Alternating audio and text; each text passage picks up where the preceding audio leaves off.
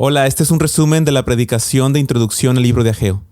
Nuestro archivo de audio se dañó y no pudimos utilizarlo, así que queremos compartirte esta versión estilo podcast para que te pueda ayudar a seguir esta serie de sermones. Que Dios te bendiga. Desde hace algunos meses me he dado cuenta que mi camioneta necesitaba cambio de llantas. Lo sabía, pero para mis adentros siempre las veía y decía, todavía aguantan un poquito más, puedo esperar. Se me estaban ponchando constantemente y estaba llevándolas a reparar, hasta que uno de estos días, una de las personas que me ayudó a cambiar y a reparar una de las llantas me dijo, señor, sus llantas ya están muy gastadas, necesita cambiarlas pronto. Yo volteé y con una sonrisa le dije, todavía aguantan. Pero esta persona sonrió, pero me dijo, ok, está bien, se la voy a parchar, pero le recomiendo que no salga a carretera. No vaya a salir a carretera porque estas llantas pueden tronar en cualquier momento. Cuando me dijo eso, logró asustarme lo suficiente. No quería poner en riesgo a mi familia y tomé la decisión de ir y cambiar las llantas. Y el libro de Ageo tiene para nosotros 4 mensajes maravillosos que son muy breves, pero muy puntuales y muy particulares. Ageo le está ayudando al pueblo a entender que ya era tiempo de restaurar el templo. Y esta historia está aquí para ti y para mí, para que podamos entender la importancia en nuestras vidas de reconstruir nuestra adoración al Señor. Así que el deseo de todo lo que vamos a decir hoy a través de todo el libro de Ageo, en toda esta serie de predicaciones que vamos a comenzar, es que podamos tomar decisiones para reconstruir nuestras vidas en adoración, porque es tiempo de construir, es tiempo de adorar a nuestro Dios y es tiempo de reedificar nuestra adoración. Y lo primero que quiero mostrarte en el texto es que no es tiempo de ser pasivos ante el Señor. Dice Ageo capítulo 1, versículo 1 y 2. En el año segundo del rey Darío, en el mes sexto, el primer día del mes, vino la palabra del Señor por medio del profeta Ageo a Zorobabel, hijo de Salatiel, gobernador de Judá, y a Josué, hijo de Josadac, el sumo sacerdote, diciendo, así dice el Señor de los ejércitos, este pueblo dice, no ha llegado el tiempo de que la casa del Señor sea reconstruida. Es impresionante cómo este pueblo decía que no era tiempo. Y me encanta porque Ageo está fechando muy bien el tiempo en el que fue dada esta profecía. Y la fecha es muy importante y ahorita te voy a explicar por qué. Pero este pueblo decía no es tiempo. Pero lo que queremos decir en esta sección es más bien no es tiempo de ser pasivos. Y quiero demostrarte por qué no era tiempo de que este pueblo fuera pasivo. Y quiero demostrarte por qué también no es tiempo de que tú y yo seamos pasivos en reconstruir nuestra adoración al Señor. El año segundo del rey Darío corresponde aproximadamente al año 520. Y te voy a explicar por qué esto es sumamente importante. Porque cuando la palabra del Señor viene al pueblo a través de Ageo, ya habían pasado aproximadamente 16 años de que ellos habían regresado a reconstruir ese templo. Y por 16 años aproximadamente este pueblo dijo no es tiempo de reconstruir. Y para entender el peso de estas palabras, para entender por qué haber dicho no es tiempo era una incongruencia enorme, necesitamos ver todo lo que había pasado antes. Necesitamos hacer un recorrido por la historia porque este pueblo no estaba hablando desde la ignorancia, estaba hablando desde una evidencia acumulada de generaciones. Y aún así dijo, no es tiempo de reconstruir la casa de Dios. Pero bueno, ¿cómo llegó el pueblo hasta esta fecha? Primero, sabemos que desde el año 1000 aproximadamente hasta el año 586 a.C., el pueblo de Dios vivió como quiso. Los reyes terminaban, la mayoría de ellos, haciendo lo malo ante los ojos de Dios, uno tras otro. Algunos comenzaban bien, pero terminaban desviándose. Y ese desvío personal de los reyes terminaba arrastrando a todo el pueblo completo hacia la idolatría más terrible. Comenzaron a adorar a Baal, comenzaron a confiar en sus propias alancias militares, en su propia capacidad, y llegaron a un punto muy oscuro. El pueblo profanó el mismo templo de Dios, el lugar santo se convirtió en un lugar de idolatría, los reyes ofrecían culto a otros dioses y se olvidaron completamente de la oración verdadera al Señor. Y llegamos a los últimos reyes. Sedequías, uno de estos últimos reyes de Judá antes de la destrucción, hizo lo malo ante los ojos de Dios y no se humilló delante del mensaje del profeta Jeremías. No confió en Dios, buscó alianzas con Egipto en lugar de obedecer la palabra de Dios y el juicio fue terrible. Nabucodonosor capturó a Sedequías, degolló a sus hijos delante de sus ojos y eso fue lo último que vio. Y después le sacaron los ojos y lo llevaron encadenado a Babilonia. Una imagen terrible, devastadora, de las consecuencias de haber confiado en otros dioses y hacer alianza con otras naciones en lugar de confiar en Dios. Pero antes de Sedequías estuvo Joaquín. Joaquín también hizo lo malo ante los ojos del Señor. y fue el primer rey llevado cautivo a Babilonia cuando Nabucodonosor invadió por primera vez en 597 a.C. Jeremías profetizó sobre él con dureza. Ninguno de su descendencia volvería a ocupar el trono de David. Y sin embargo, Dios tuvo misericordia incluso de ese linaje marcado por el juicio que había traído a través de Nabucodonosor. Y Zorobabel, el gobernador que aparece en Ageo capítulo 1, versículo 1, liderando el regreso del exilio, justamente es descendiente directo de Joaquín. No es rey, la profecía se cumplió, pero es el gobernador, es el líder. Dios cumplió su juicio, pero también cumplió al mismo tiempo su misericordia para que los planes de Dios se cumplieran para este linaje. Ahora, la voz de Jeremías era algo muy importante, porque Jeremías llegó como un último profeta antes del desastre. Jeremías fue un profeta que anunciaba lo que era inminente. Él quería que el pueblo entendiera por qué estaba pasando lo que iba a pasar. Él quería que entendieran que Dios tiene el poder para arrancar, pero también para plantar, el poder para destruir, pero también para edificar. Y el diagnóstico acerca de la condición del pueblo de Jeremías fue claro en Jeremías capítulo 2, versículo 13. Jeremías dice: porque mi pueblo ha cometido dos males. Me han abandonado a mí, fuente de aguas vivas, y han cavado para sí cisternas agrietadas que no retienen el agua. Fíjate lo que dice Jeremías: dos males hizo el pueblo. Abandonaron a Dios, que era la fuente de aguas vivas, y se fabricaron sustitutos que no funcionan. Cisternas agrietadas, recipientes que se ven como una solución, pero que no retienen el agua, que no pueden dar vida. Eso es una referencia a toda la idolatría del pueblo. Pero el pueblo no escuchó. Los reyes preferían a profetas que les dijeran lo que querían oír. Profetas que decían: no es cierto lo que dice Jeremías, va a haber paz, va a haber calma. Dios dice que vamos a estar bien, no le hagan caso, nadie nos va a conquistar, nadie nos va a gobernar. Y Jeremías se destrozaba por dentro diciendo: no, por favor, créanme, esto es lo que viene. Va a haber un gran desastre por manos del rey Nabucodonosor, pero nadie le creyó. Jeremías anunció con claridad que 70 años de cautiverio se venían para el pueblo por su desobediencia. Y cuando comenzó la destrucción y cuando Nabucodonosor inició la invasión alrededor del año 605 y comenzó a llevar gente cautiva a Babilonia, los falsos profetas seguían ajustando sus predicciones. Ananías, uno de esos falsos profetas, se paró delante del pueblo y anunció con confianza que el cautiverio duraría solo 2 años y que los utensilios del templo regresarían pronto. Y Jeremías, desde el principio hasta el final, siguió diciendo: no, son 70 años. Y aquí viene algo que parece paradójico, pero que revela el plan misericordioso de Dios para su remanente. Porque Jeremías no solo anunció el juicio, Jeremías también le escribió una carta al pueblo cautivo en Babilonia. Y en esa carta, les dijo algo que nadie esperaba escuchar. Y esa carta está en Jeremías 29, 4 al 7 y 10 al 11. Así dice el Señor de los ejércitos, el Dios de Israel, a todos los desterrados que ha enviado al destierro desde Jerusalén a Babilonia. Edifiquen casas y habítenlas, planten huertos y coman de su fruto, tomen esposas y tengan hijos e hijas, busquen el bienestar de la ciudad a donde los he desterrado y rueguen al Señor por ella, porque en su bienestar tendrán bienestar ustedes. Porque así dice el Señor: cuando se cumplan 70 años para Babilonia, yo los visitaré y cumpliré mi buena palabra para con ustedes, para traerlos de nuevo a este lugar, porque yo sé los planes que tengo para ustedes, declara el Señor, planes de bienestar y no de calamidad, para darles un futuro y una esperanza. Este es uno de los pasajes más conocidos de toda la Biblia y también uno de los más mal citados e interpretados. Lo arrancamos de su contexto y lo convertimos en una promesa personal de prosperidad, como si Dios nos estuviera diciendo que nuestro negocio va a ir bien, que nuestros estudios van a salir perfectos, que nuestra situación económica va a mejorar cada vez más. Pero este pasaje no fue escrito para eso.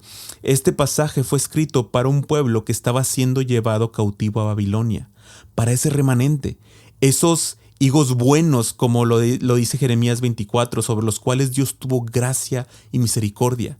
Y a ellos les dice: no son 2 años, son 70 años, así que tranquilos, edifiquen casas y Dios va a ser bueno con ustedes, vivan en Babilonia y después de 70 años Dios va a cumplir su palabra con ustedes.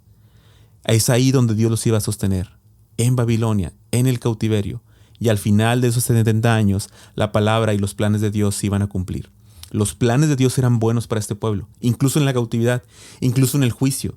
Si Dios dijo 70 años, son 70 años. Y cuando Dios dice que tiene planes de bienestar y no de calamidad, es porque realmente los tiene. No hay contradicción entre el juicio y la misericordia de Dios. Los dos son una realidad y los dos se cumplen. Así que Dios tuvo misericordia de este pueblo al mantenerlos con vida.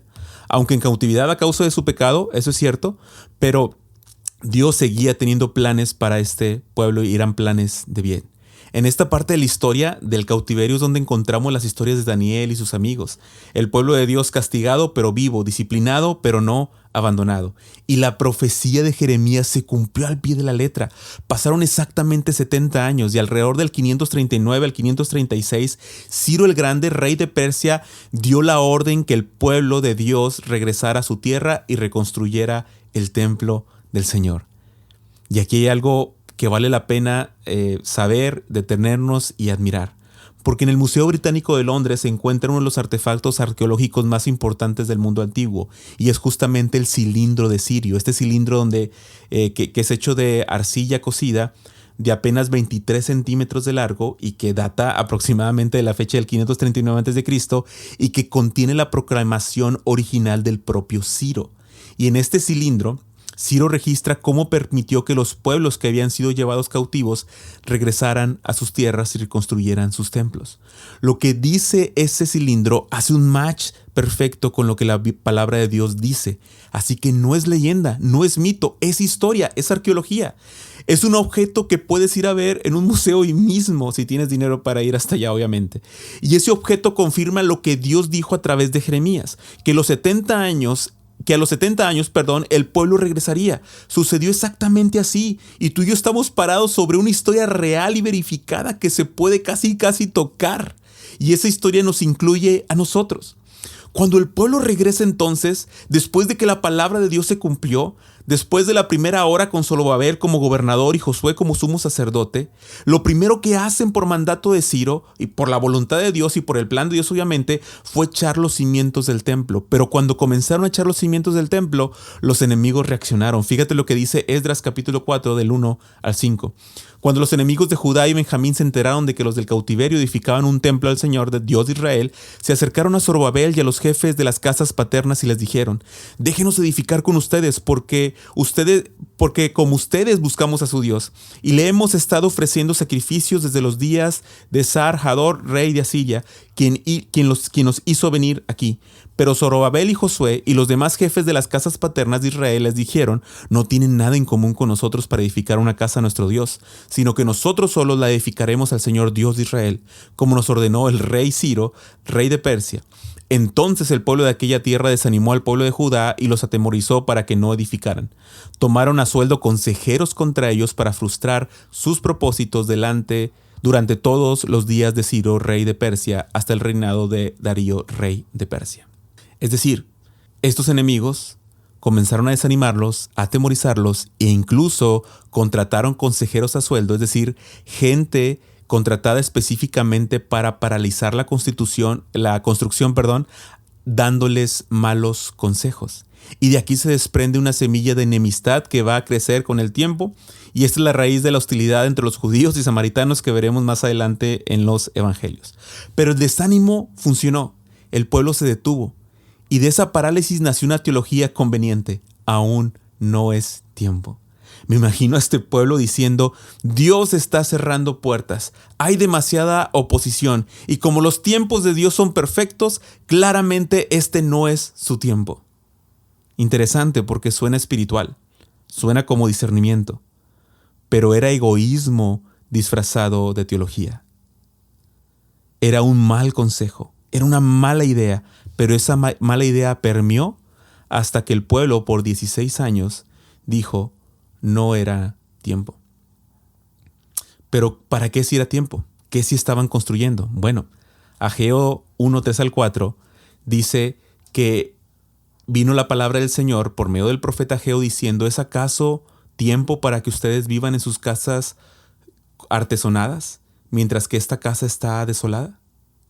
Y esto es interesante porque esta idea de casas terminadas, pulidas o artesonadas es una forma de decir que las casas estaban construidas hasta el último detalle. Eso es lo que Ageo está señalando. Ustedes sí tuvieron tiempo para llegar hasta los detalles más finos de sus casas. 16 años y en todo ese tiempo la casa de Dios seguía en ruinas. Es interesante porque fíjate cómo contrasta la actitud de este pueblo con la de David. Hace mucho tiempo, cuando después de ganar tantas victorias, vivía en un palacio y un día volvió a ver el tabernáculo, la tienda donde estaba el arca del pacto, y dijo: ¿cómo es posible que yo viva en una casa de cedro y el arca de Dios esté bajo cortinas? La lógica de David era: no puedo estar cómodo en mi palacio mientras la casa de Dios es una tienda.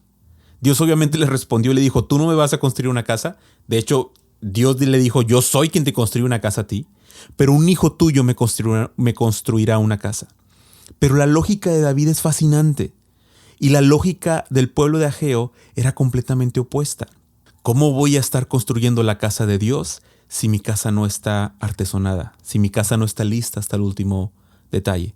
Así que no es tiempo de reconstruir la casa de Dios. La casa de Dios puede esperar. Es tiempo de reconstruir mi casa. Después de todo lo que este pueblo había vivido, el fracaso de los reyes, el juicio de Dios, la voz de Jeremías, los 70 años de cautiverio, la misericordia de Dios preservando a este pueblo, a un remanente, los planes de Dios buenos para este pueblo cumpliéndose al pie de la letra, incluso en la cautividad. El decreto de Ciro que llega justo en el momento correcto para el cumplimiento de la profecía, el regreso a la tierra. Y después de todo esto, es un grave error decir: no es tiempo de construir la casa de Dios. Era una incongruencia monumental. No estaban hablando desde la ignorancia, estaban hablando desde la evidencia acumulada de generaciones. Y aún así dijeron: no es tiempo. Era como yo con mis llantas ponchadas. Después de que el hombre que sabe me dijo claramente lo que tenía que hacer, seguí diciendo: todavía aguantan, todavía no es tiempo de cambiarlas. Pero quiero decirte que es más incongruente que tú y yo digamos que no es tiempo de reconstruir nuestra relación con Dios, que no es tiempo de reconstruir lo que hemos perdido en nuestra relación con Dios. Si la incongruencia de este pueblo era grande, te aseguro que nuestra incongruencia es mayor. ¿Por qué? Porque este pueblo vio las promesas de lejos, vio sombras, vio tipos y figuras, entendió la misericordia de Dios de forma parcial. No tenían toda la revelación, pero nosotros sí. Tú y yo entendemos el Evangelio de Jesucristo de una forma que este pueblo nunca lo logró. Y entonces la pregunta que Ageo le hace a este pueblo: ¿es acaso tiempo para que vivan en sus casas mientras la casa del Señor está desolada? También es una pregunta que nos hace a nosotros también, pero con mucho más peso. Porque déjame explicarte por qué era tan importante el templo para aquellos y cómo eso tiene que ver con nosotros hoy. El templo no era un edificio decorativo, era el lugar donde la presencia de Dios habitaba en medio de su pueblo. Era el centro de todo. El templo era donde venían a adorar, donde se ofrecían los sacrificios, donde se pronunciaba la ley, donde el sumo sacerdote entraba una vez al año al lugar santísimo a interceder por los pecados de todo el pueblo. Y el mismo Salomón, cuando dedicó el templo, lo dijo con humildad: ¿de verdad Dios habitará en la tierra? Si aquí los cielos de los cielos no te pueden contener, cuanto menos esta casa que yo he construido. No era un palacio para Dios, sino que era el lugar donde Dios atendería la oración de sus siervos. Era la casa de oración para todas las naciones. Si el pueblo se mantenía fiel al Señor, tenía garantizada su paz, su fortaleza, su bendición en Dios. Y por eso decían, como dice el Salmo 27, algunos confían en carros y otros en caballos, pero nosotros confiamos en el nombre del Señor nuestro Dios. La razón por la que fueron al cautiverio, la razón por la que su territorio, sus casas, su ciudad y su templo fueron destruidos fue precisamente porque dejaron de adorar a Dios verdaderamente. Para ese pueblo, en ese contexto, el templo era más urgente que cualquier proyecto personal.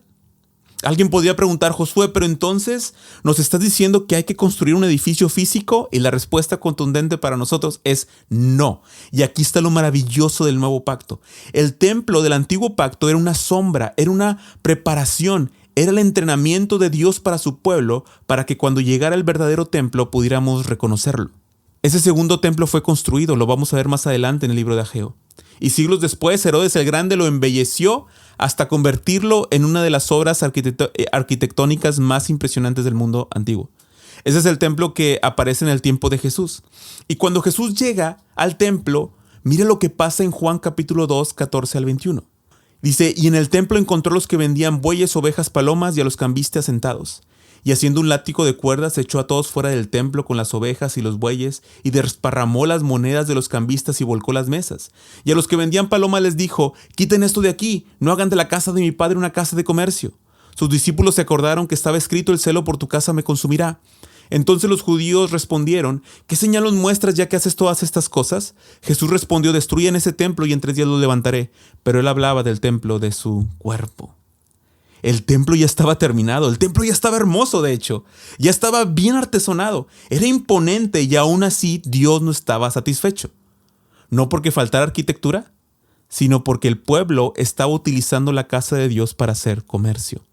Habían convertido el lugar que debía ser una casa de oración para todas las naciones en un mercado. Si la intención de Dios fuera simplemente que hubiera un edificio y sacrificios como alguna deidad mitológica que solo quiere que le construyan un lugar, entonces el templo ya estaba hecho y demasiado elegante. Posiblemente si Dios realmente esperaba esto, cuando Jesús llegó y vio el templo, en lugar de que azotara a los cambistas y volteara las mesas, hiciera todo esto, tal vez Jesús debió haber dicho, wow, lo hicieron bien, lo lograron, construyeron muy bien el templo, está bellísimo, bien hecho pueblo. Pero lo que Dios hace, lo que Jesús hace no es eso, sino que los regaña y dice que han hecho una cueva de ladrones. Dios no estaba satisfecho porque nunca fue solo el edificio, sino era con reconstruir la adoración a Dios.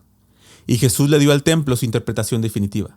Destruyan este templo, dijo Jesús, y en 3 días lo levantaré. Ese templo fue destruido en el año 70, cuando el ejército romano de Tito arrasó Jerusalén. Ese templo no se ha vuelto a levantar. Hoy en ese lugar, de hecho, hay una mezquita, la cúpula de la roca. Quedaron unos muros y la gran parte del conflicto político que existe en esa región hasta el día de hoy tiene que ver con ese lugar. Pero el verdadero templo ya fue reconstruido y Cristo lo reconstruyó en 3 días. En la cruz del Calvario, Jesús reconstruyó el verdadero templo. Ya no se necesitan sacrificios de animales. El sumo sacerdote entraba una vez al año al lugar santísimo a pedir perdón por los pecados del pueblo. Pero este sumo sacerdote que es Cristo es la presencia misma de Dios. Y en su muerte y en su resurrección nos introdujo para que nos acerquemos con confianza al trono de la gracia. Ya no hay el velo que nos separe. Ya no hay pared que divida porque Cristo la derrumbó. Por eso la nueva Jerusalén, según Apocalipsis 21:22, no tiene templo. Y no vi templo en ella porque el Señor Dios Todopoderoso es su templo y el Cordero. No hay templo porque todo es templo. La presencia de Dios lo llena todo. Cristo lo es todo. Cualquiera que use el libro de Ageo para decir que necesitamos construir un edificio físico está torciendo la Biblia para decir cosas que la Biblia no dice. El templo ya fue reconstruido. Y ese templo es Cristo. Entonces, por eso he dicho que es más incongruente que nosotros digamos que no es tiempo de reconstruir nuestra oración, porque ahora tenemos un sumo sacerdote que fue tentado en todo según nuestras semejanzas sin pecado y podemos entrar con confianza ante el trono de la gracia. Entonces, Josué, ¿ya no tenemos que reconstruir o construir un templo? La respuesta contundente es no. Sí necesitamos construir un templo. Y tal vez en este punto dirías, José, ya me estás revolviendo porque al principio me dijiste que no teníamos que reconstruir un templo. Pero lo que dije fue que no teníamos que construir o reconstruir un templo físico. Pero sí tenemos que reconstruir y construir un templo espiritual. Fíjate lo que dice Efesios capítulo 2. En ese tiempo ustedes estaban separados de Cristo, excluidos de la ciudadanía de Israel, extraños a los pactos de la promesa, sin tener esperanza y sin Dios en el mundo. Pero ahora en Cristo Jesús, ustedes que en otro tiempo estaban lejos, han sido acercados por la sangre de Cristo. Así que ya no son extraños ni extranjeros, sino que son conciudadanos de los santos y miembros de la familia de Dios, edificados sobre el fundamento de los apóstoles y profetas, siendo Cristo mismo la piedra angular, en quien todo el edificio bien ajustado va creciendo para ser un templo santo en el Señor, en quien también ustedes son juntamente edificados para morada de Dios en el Espíritu. Fíjate cómo Pablo está usando la analogía del templo, derribando la pared intermedia de separación. Eso es una referencia directa a la barrera del templo que separaba a los judíos y gentiles. Si hubiera un templo nuevamente, tú y yo no podríamos entrar, Nos quedaríamos afuera en el atrio de los gentiles. Pero Cristo puso fin a esa enemistad. Cristo puso fin incluso a la enemistad entre los judíos y los samaritanos. Cristo nos acercó completamente por medio de Él. Los unos y los otros tenemos entrada al Padre en un mismo Espíritu. Y ahora dice que somos juntamente edificados para morada de Dios en el Espíritu. Entonces, tú y yo estamos construyendo un templo. No de madera ni de piedra. Los materiales de construcción somos nosotros mismos. Pablo dice en Efesios 2, y Pedro lo dice también en su primera carta, capítulo 2, versículo 4 y 5, que somos piedras vivas que se van ajustando las unas con las otras, fundamentadas en la piedra angular que es Cristo, no fundamentados en nuestras propias obras ni en nuestras ideas, sino en que en Cristo estamos siendo construidos. Cristo nos salvó por su muerte. Los que en otro tiempo estábamos lejos hemos sido acercados. Los que estábamos muertos en nuestros delitos y pecados, ahora tenemos vida en Cristo Jesús. Aquel pueblo, hermanos, fue salvado del exilio y regresó apático, regresó desanimado, regresó diciendo no es tiempo. Pero ese pueblo no tenía lo que tú y yo tenemos. Ese pueblo no entendía toda la revelación completa del Evangelio de Jesucristo como tú y yo ahora la tenemos. Ellos veían de lejos. Nosotros vemos con toda claridad la revelación de Dios cumplida en Cristo. Si era incongruente que ellos dijeran que no era tiempo, ¿cuánto más incongruentes somos nosotros si decimos que no es tiempo? Hermanos, es tiempo. Siempre es tiempo. Piensa en todo lo que hemos visto. Los reyes fueron infieles, el pueblo se corrompió, Jeremías profetizó y nadie lo escuchó, vinieron 70 años de cautiverio, los falsos profetas dijeron que duraría 2 años, Jeremías siguió diciendo que eran 70, Dios le escribió una carta al pueblo diciéndoles que edificaran, que vivieran, que él tenía planes de bien para ellos. Al cumplimiento de los 70 años, Ciro da el decreto de que el pueblo regrese, y después de todo eso, de ver la mano de Dios en toda la historia, de ver a Dios cumpliendo su palabra, el pueblo dijo no es tiempo. Es absurdo. Pero nosotros tenemos una evidencia todavía más completa. Nosotros hemos conocido que Cristo Jesús en la cruz del Calvario murió y resucitó. Tenemos la palabra completa. Pero aún así hay áreas de nuestra vida donde nosotros mismos estamos diciendo no es tiempo. A veces sin palabras, pero con nuestras acciones decimos no es tiempo de reconstruir mi relación con Dios. Pero termino diciendo estas cosas. Primero, es tiempo para tu vida personal. Si te has acostumbrado a no leer la Biblia, si tu adoración privada se fue apagando poco a poco, si llevas meses o años diciendo luego comienzo, yo quiero decirte que ya es tiempo. No mañana, hoy. Es tiempo. Es tiempo de que reconstruyas tu adoración privada, tu oración, tu fuerza, tu vigor en el Señor. Número 2, es tiempo en tu hogar. Tal vez llevas mucho tiempo sin dirigir como hombre de casa la adoración de tu familia, sin orar con tu esposa, sin leer la Biblia con tus hijos. Tal vez cuando hay desacuerdo entre los dos, cada quien jala para su lado y te has acostumbrado a que así se resuelven las cosas o a que no se resuelven. Y estás diciendo no es tiempo.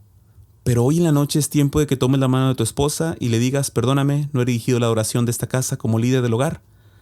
Necesitamos comenzar a orar juntos. Necesitamos leer la Biblia con nuestros hijos. Necesitamos aprender a llevar nuestros desacuerdos delante de Dios, porque es tiempo. Hermanos, pero también es tiempo en tu iglesia local. Lo que Dios ha llamado a vivir en su palabra, nos ha llamado a vivir en su palabra, es algo comunitario. Es algo que se vive en el contexto y en el entorno de la iglesia local. Por eso hacemos iglesia. Por eso hablamos de membresía. Somos piedras que se ajustan unas con las otras. No puedes crecer solo. No importa cuántos años lleves en el Evangelio. Sigues aprendiendo, sigues creciendo y la iglesia provee los espacios para seguir construyéndonos juntos. No digas no es tiempo, es tiempo. Estoy seguro de que Dios quiere formar pastores en esta iglesia. Estoy seguro de que Dios nos va a dar la bendición de enviar misioneros a lugares no alcanzados. Estoy seguro de que veremos ver a nuestros hijos servir al Señor. Pero eso no pasa solo. Papás, no digan no es tiempo. Comienza hoy, en casa, en tu vida personal, con tus hijos. Esto comienza cuando cada uno de nosotros deja de decir no es tiempo y decimos es tiempo de reconstruir nuestra adoración.